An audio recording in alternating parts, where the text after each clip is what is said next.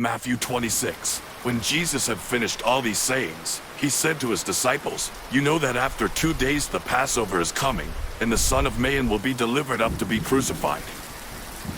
Then the chief priests and the elders of the people gathered in the palace of the high priest, whose name was Caiaphas, and plotted together in order to arrest Jesus by stealth and kill him.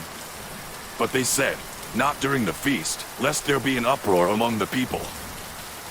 Now when Jesus was at Bethany in the house of Simon the leper, a woman came up to him with an alabaster flask of very expensive ointment, and she poured it on his head as he reclined at table. And when the disciples saw it, they were indignant, saying, "Why this waste? For this could have been sold for a large sum and given to the poor." But Jesus, aware of this, said to them, "Why do you trouble the woman? For she has done a beautiful thing to me. For you always have the poor with you, but you will not always have me. In pouring this ointment on my body, she has done it to prepare me for burial. Truly, I say to you, wherever this gospel is proclaimed in the whole world, what she has done will also be told in memory of her." Then one of the 12, whose name was Judas Iscariot, went to the chief priests and said, "What will you give me if I deliver him over to you?" And they paid him 30 pieces of silver. And from that moment he sought an opportunity to betray him. Now on the first day of unleavened bread, the disciples came to Jesus, saying, "Where will you have us prepare for you to eat the Passover?" He said, "Go into the city to a certain man and say to him, 'The teacher says, my time is at hand. I will keep the Passover at your house with my disciples.'" And the disciples did as Jesus had directed them, and they prepared the Passover. When it was evening, he reclined at table with the 12. And as they were eating, he said, "Truly, I say to you, one of you will betray me." And they were very sorrowful and began to say to him one after another, "Is it I, Lord?" He answered, "He who has dipped his hand in the dish with me will betray me. The Son of Man goes as it is written of him, but woe to that man by whom the Son of Man is betrayed. It would have been better for that man if he had not been born." Judas, who would betray him, answered, "Is it I, Rabbi?" He said to him, "You have said so." Now as they were eating, Jesus took bread, and after blessing it, broke it and gave it to the disciples, and said, "Take, eat, this is my body."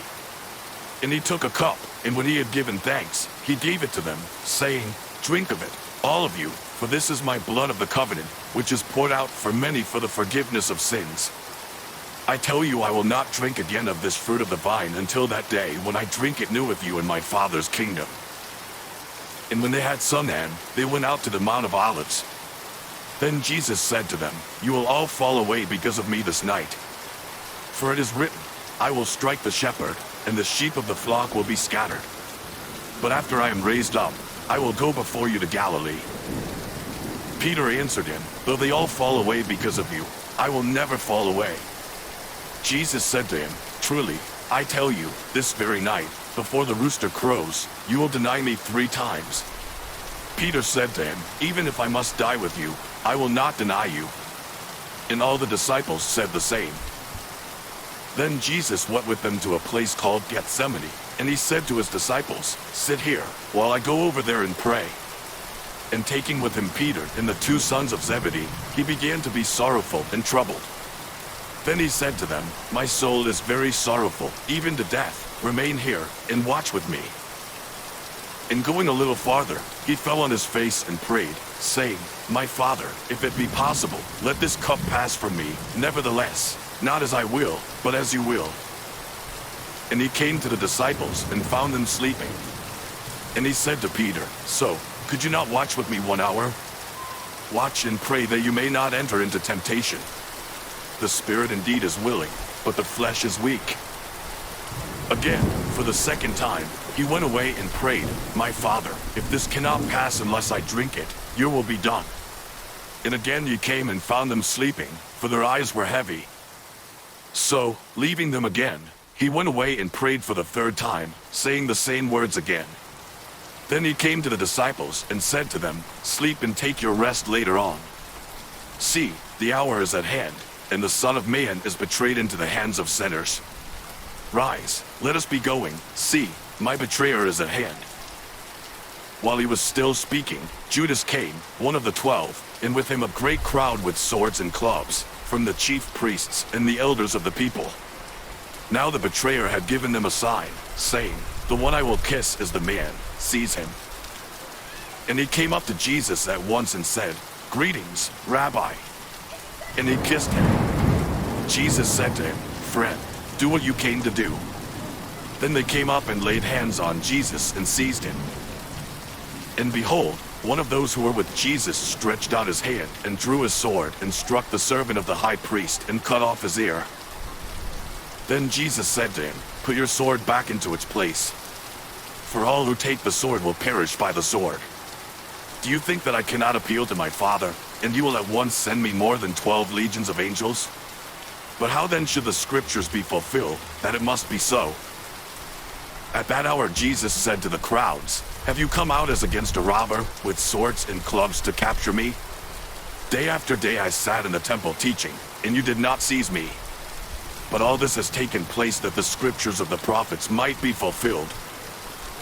Then all the disciples left him and fled. Those who had seized Jesus led him to Caiaphas the high priest, where the scribes and the elders had gathered. Now Peter was sitting outside in the courtyard. And a servant girl came up to him and said, "You also were with Jesus the Galilean." But he denied it before them all, saying, "I do not know what you mean." And when he went out to the entrance, another servant girl saw him, and she said to the bystanders, "This man was with Jesus of Nazareth." And again he denied it with an oath, "I do not know the man." After a little while, the bystanders came up and said to Peter, "Certainly you too are one of them, for your accent betrays you." Then he began to invoke a curse on himself and to swear, "I do not know the man." And immediately the rooster crowed. And Peter remembered the saying of Jesus, "Before the rooster crows, you will deny me 3 times." And he went out and wept bitterly.